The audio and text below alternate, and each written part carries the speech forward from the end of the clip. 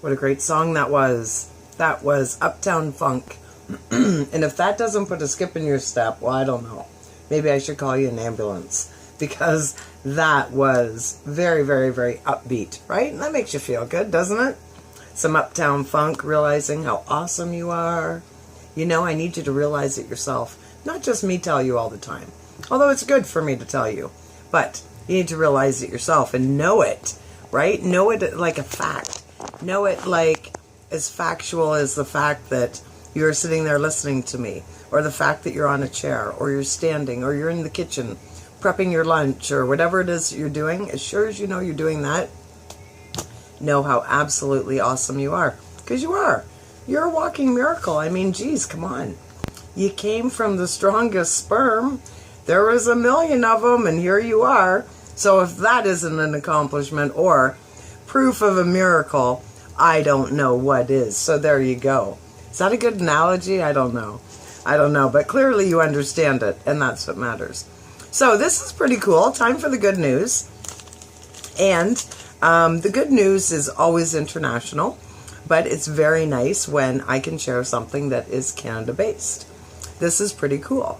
While glass buildings may seem like a harmless feature of modern architecture, this is not the case for the millions of birds who fly into windows every year.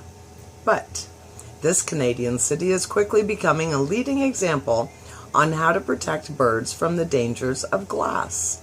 Toronto, Ontario, made history in 2009 when they became the first city in the world to mandate bird-friendly buildings.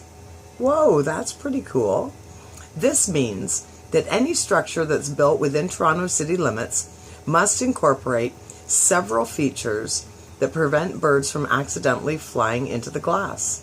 For starters, Toronto buildings are no longer built with excessive glass paneling, so birds are not tricked by the surface's reflections. Much of the glass that is on the exterior of the building features some kind of pattern that makes it recognizable to avian eyes. Some windows are recessed into the buildings in order to reduce reflections. Other windows are simply equipped with blinds or sunshades.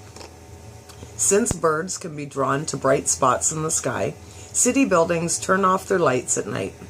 In addition to mandating that all new Toronto buildings are constructed with these avian-friendly guidelines, older buildings have also been given slight upgrades to accommodate the migrating species.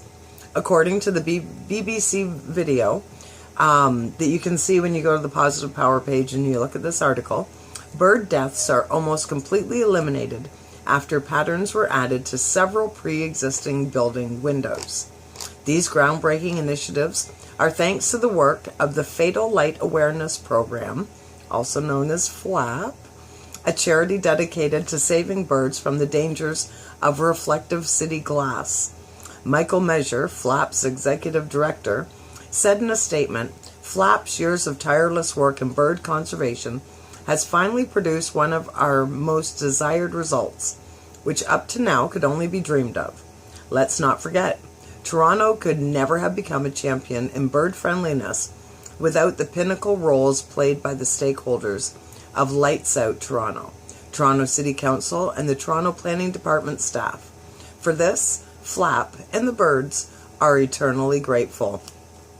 Geez, just things that you never think of. That would never cross my mind in a million years when thinking about those big buildings in Toronto. The fact that all the birds, that must have got killed running into all the glass windows. So isn't that awesome that they're a leader, that they're being proactive, and that they're, really incorporating a more healthier environment, which is not a proper sentence, for these birds, because the birds were here first, right? I'm not a huge fan of Toronto. It's great to go there and visit, but I would never live there. And I found it interesting the last time I went. A couple girlfriends and I went, and we went to the National Women's Show, which was absolutely amazing if you ever get a chance to go. So we went for that, and it was really cool. But as we were walking around, there's so many buildings so packed in close together. I had an aha moment of realizing little pockets of space that would never get sunlight. It's amazing the things that come to you, right? So it was just really interesting, and it really made me appreciate nature. So the fact that, just reflecting on that, on how close together all those buildings are, building after building after, and they're so high. So that is absolutely wonderful that they do that. And I wonder, if they go to the next level, because you see these new environmentally friendly buildings now where they have grass growing on the top, they have trees. You go to places like Hong Kong, they've been notorious for years for having playgrounds, not even kidding, on the roofs of the skyscrapers, now with big fences and everything. But when I was growing up, we had friends that worked for Dow, and they moved to Midland for a while in the States, and then they ended up living in Hong Kong for a couple of years. And in the building they lived in, because there was such a lack of green space outside, the playground was on the roof. So isn't that something? So thinking of the birds again, wouldn't it be sort of cool if they had a green space up high where they could land and bathe and laugh at all the people on the ground, all the regular bird stuff that they do. Come on. Okay, next one. This is really cool. The Walt Disney Company has just announced that they will be launching a $100 million initiative to revolutionize children's hospitals around the world so that they're more comforting for kids. As a means of better understanding this medical experience, Disney has adopted a team of heroes to research what aspects of hospitals scare young patients the most. Though the entertainment company will be working with more hospitals over the course of the next 5 years, they are kicking off the project at the Texas Children's Hospital. Not only is the facility the largest children's hospital in the country, but they also have a special relationship with Walt Disney himself. Back when the hospital was first under construction in 1952, Walt Disney commissioned a special painting of the buildings featuring some of his most famous branded characters in the foreground. As a means of honoring their shared experience with the company, Mark A. Wallace, who is the president and CEO of the hospital, presented a copy of the painting to Disney's CEO and chairman Bob Iger during a press conference on Wednesday. Iger said, "We chose Texas Children's Hospital because they are global leaders in pediatric care as well as the largest children's hospital in the country, and their dedicated healers share our commitment to support the emotional well-being of young patients and their families. We're going to use our beloved characters and renowned creativity to bring our timeless stories to life in innovative ways and hopefully transform a hospital stay into a warmer, more personalized environment for each patient." That is so awesome.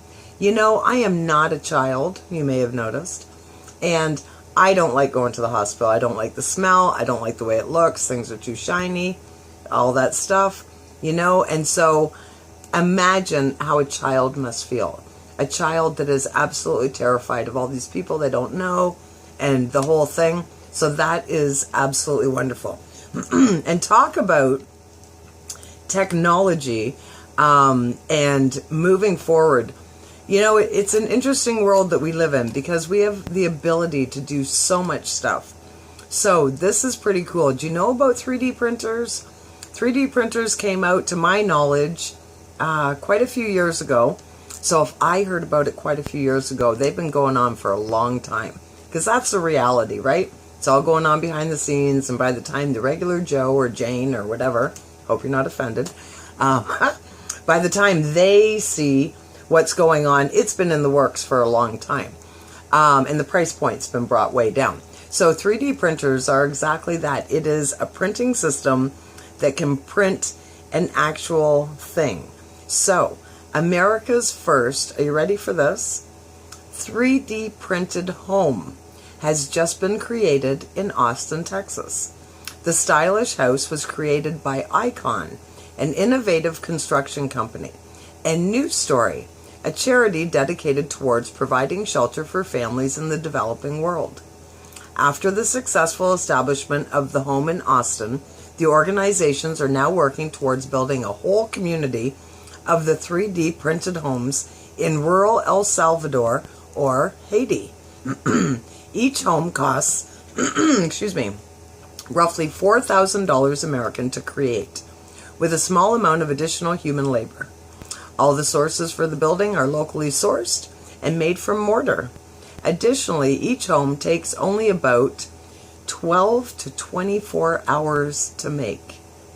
Icon co-founder Jason Ballard said in a statement, with 3D printing, you not only have a continuous thermal envelope, high thermal mass, and near zero waste, but you also have speed, a much broader design palette, next level resiliency, and the possibility of a quantum leap in affordability. This isn't 10% better, this is 10 times better. Assuming the organizations are able to achieve their fundraising goal, families could move in as soon as the third quarter of 2019. Once they complete the community in El Salvador, Icon and New Story will democratize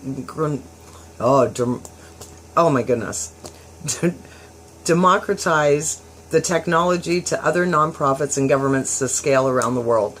That is such an amazing achievement. It really is. And let's hope, there's always hope, my friends. Let's be very hopeful that they can use this to help the people who are displaced from their homes and to bring it back home here, whether it's Canada, the States, whatever. We have so many homeless people in our own country, right? So if you can do stuff like this, this is absolutely amazing. And this could possibly, take us to the next level where we need to look after all the humans in the world, right? Everybody deserves to have a roof over their head and food in their tummy. Those are just the basic needs. Like, we need to cover that and we need to help people. So we have the technology. It's fast. It's effective. It's economical. Let's do this. So very exciting. So there you go, friends. That's the good news for today. I hope you enjoyed it, and I hope that it just helps you realize that, first of all, turn off the TV. Turn off that crappy news. Oh my gosh, that just makes you tired and drained, and it's addictive and everything else. But change your focus. Start paying attention to the good news. Start, looking up stuff. We talked the other day on your Facebook, on your YouTube. Start subscribing to stuff that makes you feel good. We get so much junk in our email. Take the time, you're totally worth it, to go through, unsubscribe to all the crap that brings you down, and start subscribing to the good stuff, to the good newsletters, to the things that give you the lists of how to feel good. Natural medicines, eh? We know quite often it's not the illness that hurts you, it's the side effects that bring you down. So, start surrounding yourself with good answers, good solutions, good people, good stories, good times, all that other stuff.